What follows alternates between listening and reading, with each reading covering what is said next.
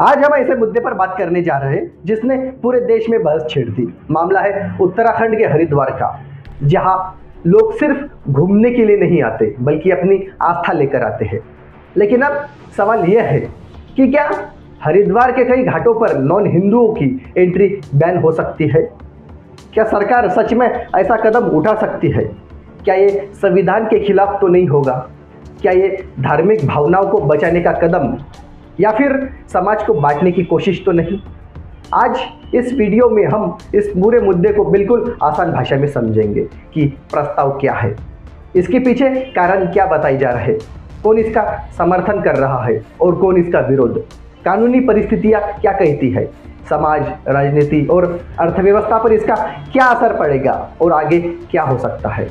ये वीडियो शुरू हो उससे पहले आपसे एक छोटी सी रिक्वेस्ट है, चैनल को सब्सक्राइब करें ताकि हमारी हर अपडेट सीधे आप तक पहुंचे। अब हरिद्वार इतना महत्वपूर्ण क्यों है?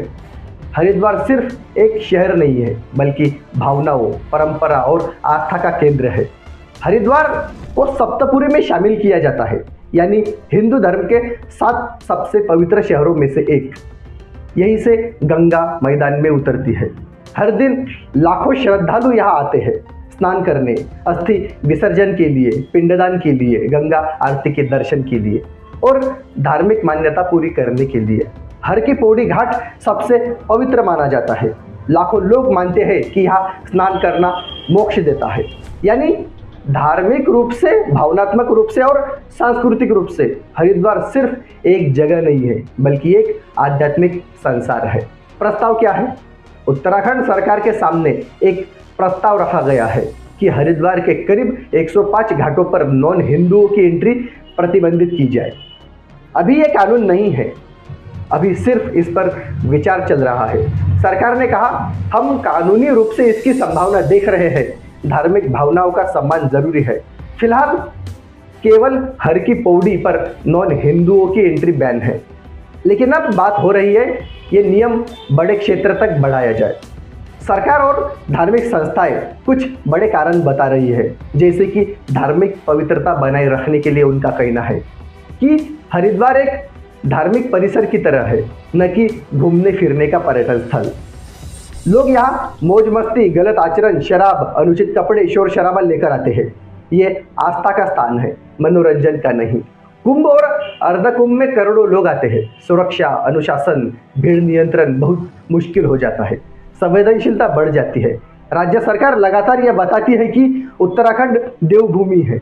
अयोध्या, काशी, मथुरा जैसे धार्मिक स्थल पहचान मजबूत करने की नीति चल रही है। इसी कड़ी में हरिद्वार को सनातन पवित्र शहर घोषित करने पर भी बात होती रही। कौन समर्थन कर रहा है इस प्रस्ताव का? धार्मिक संस्थान, संत समाज से, अखाड़ों से, श्री गंगा सभा से, जो हर की पौड़ी मैनेज करती है। उनका तर्क है कि घाट मंदिर की तरह है, यह धर्म के विरुद्ध आचरण नहीं होना चाहिए। यह किसी समुदाय के खिलाफ नहीं है बल्कि धार्मिक अनुशासन बनाए रखने का कदम है। अब विरोध भी काफी मजबूत है। विरोध करने वालों के कुछ बड़े तर्क है, क्योंकि ये पब्लिक स्पेस है, घाट नदी का किनारा है, मंदिर जैसा निजी धार्मिक परिसर नहीं है। नदी सभी की है, देश धर्मनिरपेक्ष है, किसी के नाम, धर्म, पहचान पर पब्लिक स्पेस बंद नहीं किया जा सकता। ये संविधान के खिलाफ भी है। भारत का संविधान कहता है कि आर्टिकल 14 सबके लिए कानून बराबर है। आर्टिकल 15 कहता है धर्म के आधार पर भेदभाव नहीं होना चाहिए। आर्टिकल 19 कहता है देश में घूमने फिरने की आज़ादी है और आर्टिकल 25 कहता है धर्म की स्वतंत्रता है। ब्लैंकेट बैन का नियम होगा कि यह सीधा संविधान की बुनियादी सोच पर प्रहार होगा, सामाजिक सौहार्द पर असर होगा। देश एकता और विविधता पर बना है। अगर धर्म के नाम पर जगहें बांटी जाने लगी तो तनाव बढ़ेगा, लोगों में शक, डर और दूरी पैदा होगी। टूरिज्म और कारोबार पर इसका असर पड़ेगा। हरिद्वार सिर्फ धार्मिक शहर नहीं है, एक बड़ा पर्यटन केंद्र भी है। होटल, दुकानें, टैक्सी, टूर गाइड, स्मारक बाजार, सब पर असर पड़ सकता है। कानूनी स्थिति क्या कहती है? सरकार 1916 के ब्रिटिश जमाने का बॉयलॉ का हवाला देती है। उस कानून का मकसद था धार्मिक क्षेत्र की पवित्रता बनाए रखना, लेकिन विरोध करने वालों का कहना है कि वो कानून पुराना है। आज का संविधान उससे कई ऊपर है। पहले भी देश में मंदिरों में कुछ धार्मिक प्रतिबंध लगाए गए हैं, जैसे कि जगन्नाथपुरी, सबरीमाला, लेकिन वो मंदिर का परिसर है, घाट एक अलग चीज़ है। इसलिए मामला कोर्ट में पहुंचेगा तो बड़ी कानूनी बहस हो सकती है। अगर लागू होगा तो क्या होगा?